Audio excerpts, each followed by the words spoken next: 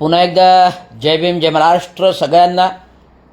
प्रदेशाध्यक्ष Maharashtra all India कामगार सेना, Maharashtra municipal कर्मचारी युनियन आणि स्वतंत्र मजूर कामगार पक्ष, स्वतंत्र मजूर कामगार पक्ष. मी इतिहास तुम्हाला लाईव्हवर मगाशी सांगितला की डॉक्टर बाबासाहेब आंबेडकरांनी 15 ऑगस्ट 1936 रोजी हा पक्ष स्थापन केला आणि स्वतंत्रपूर्व 15 आमदार निवडून आणले. आणि या 15 आमदारांमध्ये भट ब्राह्मण सुद्धा होते. हे विशेष बाब आहे. भट ब्राह्मण सुद्धा होते. ठाणा, नाशिक, कल्याण, रायगड, रत्नागिरी, खोपोली, पुणे अशा सर्वस्व आमदार लोक डॉक्टर बाबासाहेब आंबेडकरांबरोबर होते. 1936 रोजी 1937ला निवडणुका झाल्या, 15 उमेदवार आले.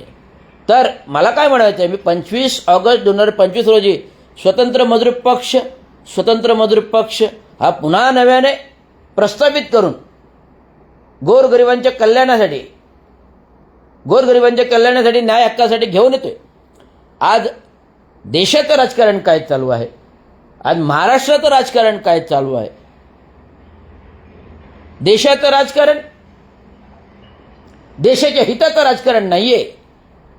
राज्याचं राजकारण, राज्याच्या हिताचं राजकारण नाहीये. केंद्राचं राजकारण, भारताच्या विकासाचं राजकारण नाहीये. राज्याचं राजकारण, सत्ता महाराष्ट्राच्या विकासाची सत्ता नाहीये. ती स्वार्थी भ्रष्टाचाराची सत्ता आहे, स्वार्थी भ्रष्टाचारी सत्ता आहे, स्वार्थी भ्रष्टाचारी. आणि आज एवढी 59 वर्ष विविध पक्ष प्रस्थापित करून सगळ्यात श्रेष्ठ पक्ष शिवसेना, आज 3 वर्षामध्ये शिवसेनेची शक्ल झाली, 2 भाग झाले. कोणा म्हणतो आमचा स्वाभिमान दुखावला म्हणून आम्ही पक्ष फोडला, कोण म्हणतो स्वाभिमान दुखावला म्हणून आम्ही पक्ष फोडला, कोण म्हणतं गद्दारी केली, कोण म्हणतं गद्दारी केली. परंतु मी सांगतो, खरोखर शिवसेना, हिंदुत्व बाळासाहेब ठाकरेंनी ज्याप्रमाणे शिवसेना उभारली,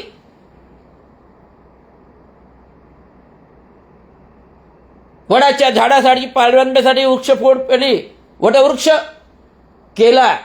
त्याच्या जे पारंब्या होत्या, दिग्गज पारंब्या, एक एक पारंब्या गळत गेल्या.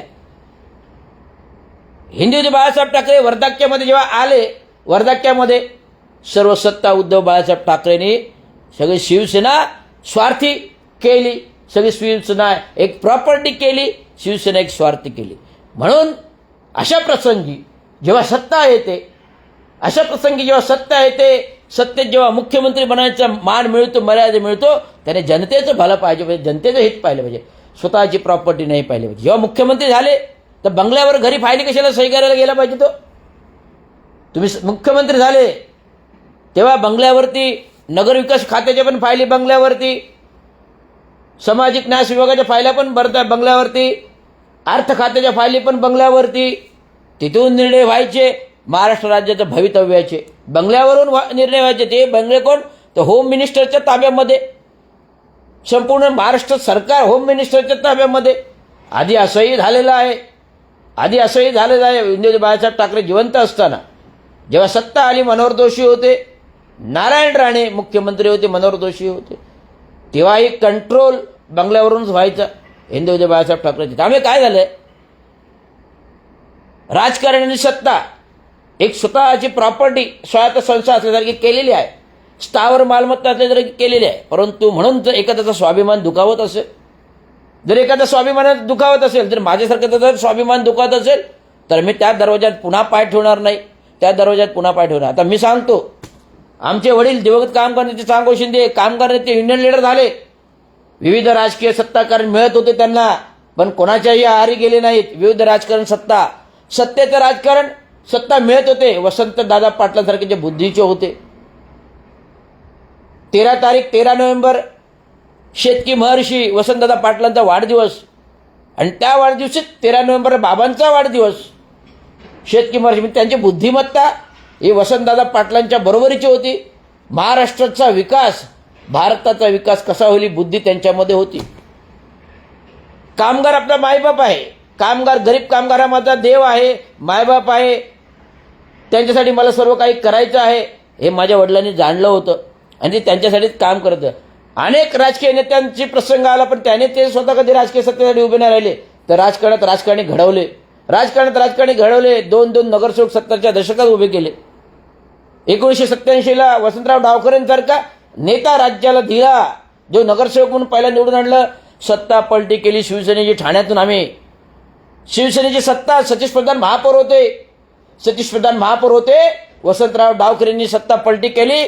काँग्रेसचे महापौर, प्रथम महापौर काँग्रेसचा, आणि ठाणे शहराचा दुसरा महापौर जर कोणी केला असेल तर चांगो शिंदेचा हात होता त्याच्यामध्ये. चांगो शिंदे जर वसंत डावखरे निवडून नाही आणतात तर वसंत डावखरे बनत नाहीत. लक्षात घ्या. 1960च्या दशकापासून चांगो शिंदेचं कार्य आहे. कामगाराचे तर काम करतात.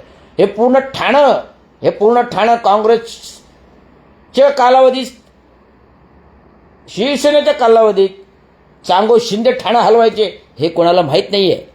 त्यांना वाटतं ठाण्यामध्ये एकमेव धर्मवीर पूर्वी एक चांगो शिंदे होते. त्यांचे कोणाची टाप नव्हती. धर्मवीरांची फिरायची टाप नव्हती. आमच्या विभागामध्ये, पूर्ण आमच्या प्रभागामध्ये, आंबेडकर रोडपासून ते संपूर्ण खाटण रोड परिसरामध्ये त्यांचं कार्यालय, धर्मवीरांचं मठ आमच्याच विभागात यायचं.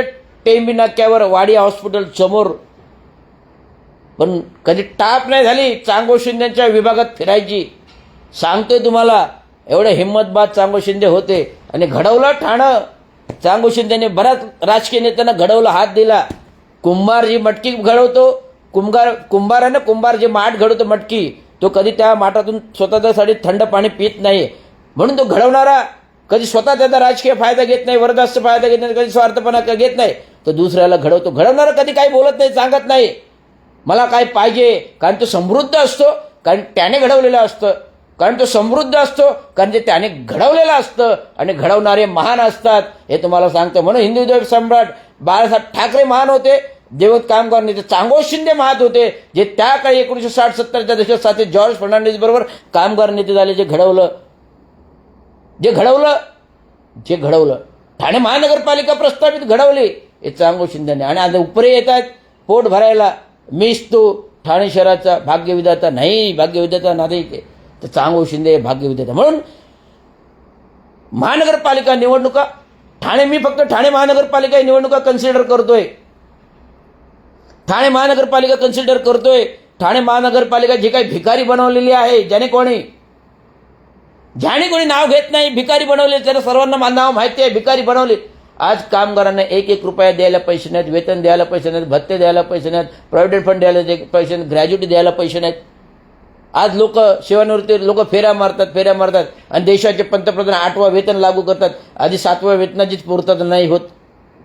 2 हप्ते कसे रवींद्र शिंदेने द्यायला लावले. आंदोलन केलं, आत्मधनाचं आंदोलन केलं, अर्धनग्नता आंदोलनाचा इशारा दिला, आत्मधनाचा इशारा दिला, संपाचा इशारा दिला. तेव्हा कुठे तोडून मोडून 2-2 हप्ते मिळाले. प्रॉव्हिडंट फंड अर्धे रकमे द्यावे लागले, ग्रॅज्युटी अर्धे रकमे द्यावे लागले. ही परिस्थिती का आली? कारण विशेष शासकीय निधी येतो तो फक्त लोकनांजाचे प्रकल्प राबविण्यासाठी. कारण टक्के घ्यायला मिळतात. हे पोट तिडकीने बोलतोय. मी पोट तिडकीने काय बोलतोय? मी सेवानिवृत्त झालो, अजून मला पण थकीत वेतनं दिलेली नाहीत. मी सेवानिवृत्त झालो, एक अभियंता होतो, कार्यकारी अभियंता होतो. माझ्यावर असंख्य अभिप्राय अन्याय झाले, परंतु अन्यायाची लढण्याची ताकद ठेवलेली आहे. असे किती आले, किती गेले, किती लोकनाथ आम्ही पाहिले. सांगतोय, किती लोकनाथ आम्ही पाहिले, बाबांनी पाहिले. कोणाची टाप नाही आली चांगो शिंदेंना बोलायची. आज मी निवडणुकीला स्वतः उभा राहिलोय. 2 वर्षापूर्वी सेवानिवृत्त झाल्यानंतर लोकनाथ जे माजी मुख्यमंत्री होते त्यांच्या विरोधात निवडणुकीला कोपरी 5 पकडीतून उभा राहिलोय. फॉर्म भरला, नॉमिनेशन भरला. नॉमिनेशन ग्राह्य असताना केवळ वेळ अभावी फॉर्म रद्द करायला झाला. तो हातून सेटिंग केली माजी मुख्यमंत्र्यांनी आरो बरोबर आणि माझा फॉर्म रद्द करायला लावला. म्हणून का माझी हार झाली नाही? तर स्वाभिमान आहे की एका मुख्यमंत्र्यांच्या विरोधात लढणारा हा रविराज रवींद्र चांगो शिंदे आहे. तो परिवर्तन घडवू शकतो, राज्याचं परिवर्तन घडवू शकतो. एवढी ताकद, एवढं बळ माझ्यामध्ये आहे. कारण मी संविधान वाचतो, संविधान पितो, संविधान सांगतो. म्हणून आज ते माझ्याकडे बळ आहे, ताकद आहे, हुशारी आहे, शिक्षण आहे, विद्वत्ता आहे. माझे वडील 2 दुसरी शिकलेले अंगठे बहादूर वसंतदादा पाटील 0 शिकलेले. शिक्षण नाही, वसंतदादा पाटलांना शिक्षण नव्हते, वडील दुसरी शिकले, वाचता पण प्रचंड प्रगल्भ बुद्धिमत्ता ह्या नेत्यांच्याकडे होती. 13 नोव्हेंबर वसंतराव दादा पाटलांचा वाढदिवस, महर्षी राज्याचे मुख्यमंत्री झाले, पण चांगो शिंदेची पण बुद्धिमत्ता तेवढी. लोकांना बँक उभारून दिली हो, 4 माळ्याची इमारती ह्या दुसरी शिकलेल्या माणसाने बँक उभारून दिली. आजही कामगार लोक कर्ज काढतात. त्या काही खेडेपाड्यातून कामगार आणले, लावले, ते लावले, असंख्य रोजीरोटी दिले, व्यवसाय दिले, घरं दिले. आज हे वारसाहक्काने नातवंड परतुंड पटुंड, नातवंड परतुंड पटुंड, नातवंड पटुंड सेवा भोगतात. हे कुणाचं दैदीपान यश आहे? चांगो शिंदेचं.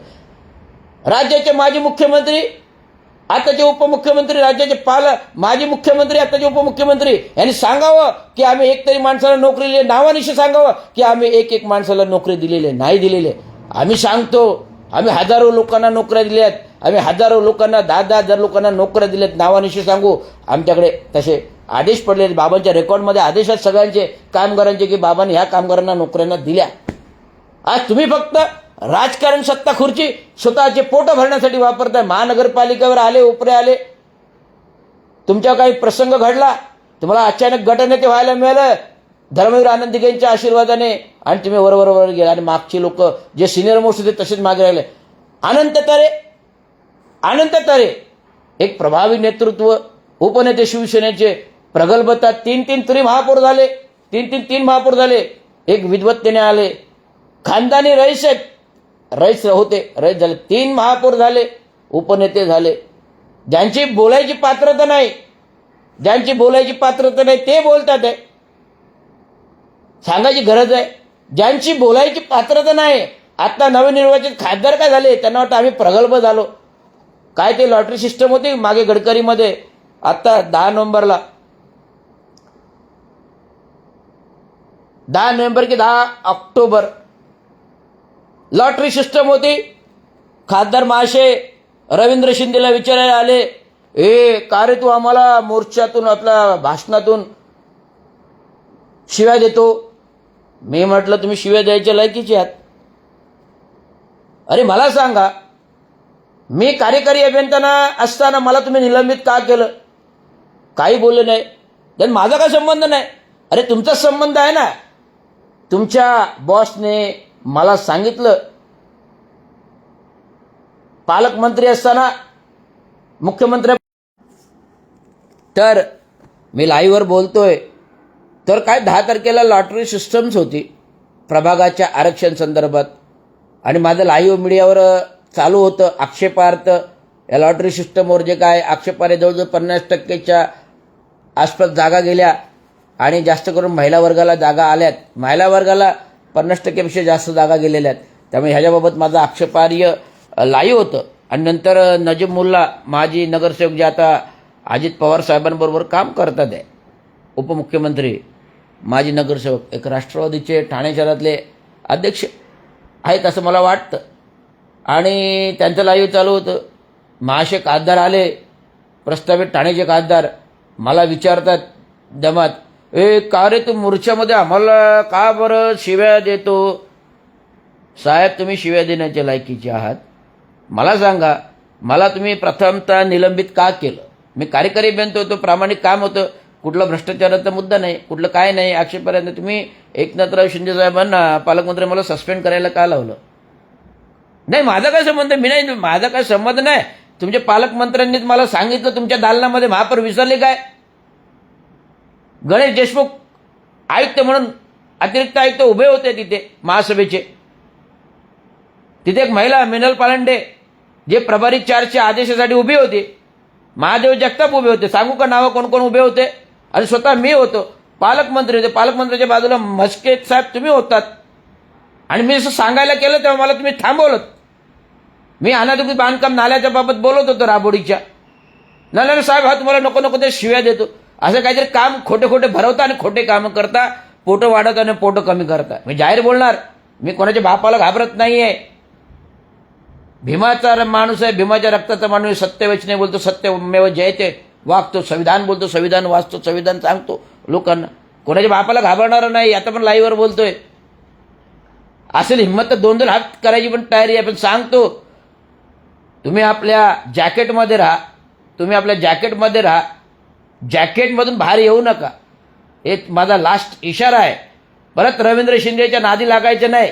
आज तुम्ही माझं आयुष्य बर्बाद केलं, एक कार्यकारी अभियंत्याचं आयुष्य बर्बाद केलं, मनस्ताप दिला, आत्महत्या करण्यासाठी प्रवृत्त केलं. तुमच्यावर ॲट्रॉसिटी दाखल केलेली आहे मी ऑलरेडी. पोलीस महासंचालक मुंबईमध्ये तुमच्या त्या पालकमंत्र्यांबरोबर आत्ताचे मुख्यमंत्री आणि आत्ताचे माजी मुख्यमंत्री आणि आत्ताचे मुख्यमंत्री बघा, वर्तकनगर पोलीस स्टेशनला जाऊन बघा. मुंबईकडून ठाणे कमिशनरकडे चौकशी आली गेल्या ऑक्टोबरमध्ये. आता ती वर्तकनगरला आहे. नजीम मुल्लाचं नाव आहे, अजित पवारांचं नाव आहे, तुमचं पण आहे, संजय भोईरचं नाव आहे, सगळ्यांचं आहे. मी दिले, मला कोणी त्रास दिला त्या सगळ्यांची नावं दिली आहेत. त्यामुळे मी कोणाच्या बापाला घाबरत नाही. अरे करून काय करणार, काय कोणी काही करू शकत नाही. आणि करायचा प्रयत्न केला तर बाबासाहेबांचा भीमटोळा आहे, बाबासाहेबांचा भीमटोळा एवढं सांगतो. त्यामुळे येणाऱ्या महानगरपालिका निवडणुकीमध्ये भ्रष्टाचाराचं पानिपत, गद्दाराचं पानिपत, येणाऱ्या महानगरपालिकेमध्ये भ्रष्टाचाराचं पानिपत, गद्दाराचं पानिपत. आणि सांगतो ह्या लोकांना बघा, आता पेपरमधली बातमी वाचतो मी, ठाण्यासह 6 नगरपालिका निवडणूक ठाकरे बंधू एकत्र लढणार. लढा. तुम्हाला मुंबईमध्ये सत्ता पाहिजे, तुम्हाला ठाण्यामध्ये सत्ता पाहिजे, तुम्हाला महाराष्ट्राच्या अख्ख्या महाराष्ट्रामध्ये सत्ता पाहिजे महानगरपालिकेत. का तर सर्वांना टक्केवारी खायची आहे. मी जाहीर बोलतो, कोणी का असे ना, कोणी का विद्वान असे ना, आम्हाला पण विद्वान अभ्यास आहे. आम्ही राजकारणात नाही आहे, आम्ही अधिकारी होतो. पण आता अधिकारी फुल राजकीय क्षेत्रामध्ये, सार्वजनिक क्षेत्रामध्ये, इंडियन कामगार क्षेत्रामध्ये स्वतंत्र मजूर पक्ष या भ्रष्टाचारांचा बिमोड करायचा आहे. लोकांना जागृत व्हा. ह्या लोकांच्या नादी लागू नका. हे लोक आपल्याला वापर करतात. उद्धव बाळासाहेब ठाकरे असो, राजसाहेब ठाकरे असो, एकनाथराव शिंदे असो की आणि कोणी राजकीय नेते असो, हे फक्त आपला वापर करतात, निवडणुकीत मतं घेतात आणि भ्रष्टाचार टक्केवारी ही लोक कमवतात. आपल्याला काय मिळतं? गोरगरिबांना काय मिळतं? 1500 रुपये, 1000 रुपये, 1500 रुपये गोरगरिबांना. लाडकी बहीण योजना आणतात का मतं निवडून आणण्यासाठी? फार राग आहे, संताप आहे. तुम्ही आमच्या जनतेला गृहीत धरता आणि जनतेच्या मतावर चोऱ्या करून, मतं चोरी करून निवडून देता आणि स्वतः साहेब बनता. तुम्ही साहेब नाही आहेत तर आमच्या जनतेचे नोकर आहात. आमच्या मतावर येता निवडून, आमच्या टॅक्सच्या पैशावरती तुम्ही सगळं सत्ता भोगता. आमचे नोकर आहेत, पायाखालचे नोकर आहेत असं बोलेल मी. कोणी का असे ना, आता संविधानानुसार बोलतोय, घटनेनुसार बोलतोय. कितीही कोणाचे मायबाप आले तरी मी कोणाला ऐकणार नाही. पण या महानगरपालिकेत ह्या पुरतं भ्रष्टाचारी लोकांना काढायचं. त्यामुळे लोकांना जागृत आहे. कोणाला मतं देऊ नका. सर्व पक्षाचे असोत. कोणी किती युत्या केल्या, किती 2 भावांनी युती केल्या, कुठे 3 भावांनी युती केल्या, किती 4 भावांनी युती केल्या. आपलं मत ढवू देऊ नका. आपलं मत ढवू देऊ नका. आपलं मत ढवू नका. आपलं मत सोन्यापेक्षा किमती आहे. त्यामुळे महानगरपालिकेमध्ये धडा शिकवा. आणि मी सांगतोय, आपल्याला नवीन युवा पिढी निर्माण करायची आहे, नवीन युवा पिढी निर्माण करायची आहे, नवीन युवा पिढी निर्माण करायची आहे. त्यासाठी डॉक्टर बाबासाहेब आंबेडकरांनी स्थापलेला स्वतंत्र मजूर पक्ष येत आहे. स्वतंत्र मजूर पक्ष येत आहे. स्वतंत्र मजूर पक्ष. या सदस्यसेवा बिंदास उभे राहा. या सदस्यसेवा बिंदास उभे राहा. कुठलाही पैसा नाही, कुठलाही अडका नाही. स्वतःचे स्वतः या उभे राहा आणि निवडून या. हेच लोकशाहीची परंपरा आहे, तंत्र आहे. आपण ह्याच्या दबावांसाठी बांधील नाहीत. आम्ही ह्या युत्यांसाठी बांधील नाहीत. मग ते उद्धव बाळासाहेब ठाकरे असो, राज ठाकरे असो की आणखीन एकनाथरावजी शिंदे असो, कोणी राष्ट्रपतीचे जरी असतील, कोणी राष्ट्रवादीचे असोत, कोणी काँग्रेसचे असो, ह्या लोकांना आम्ही बांधील नाही आहेत. आमचं मत आहे लोकशाही आहे. आमचं मत आहे लोकशाही आहे. आम्हाला कोणाला मतं द्यायची तर आम्ही देऊ. पण ह्या युत्या आघाड्यांना मतं देऊ नका. कोणी या युत्या आघाड्यांना एकही मतं देऊ नका. जनतेतून उमेदवार निवडा. जनतेतून उमेदवार निवडा. जनतेने जनतेतून उमेदवार. एवढंच मला सांगायचं. धन्यवाद. जय हिंद, जय महाराष्ट्र, जय हिंद, भारत.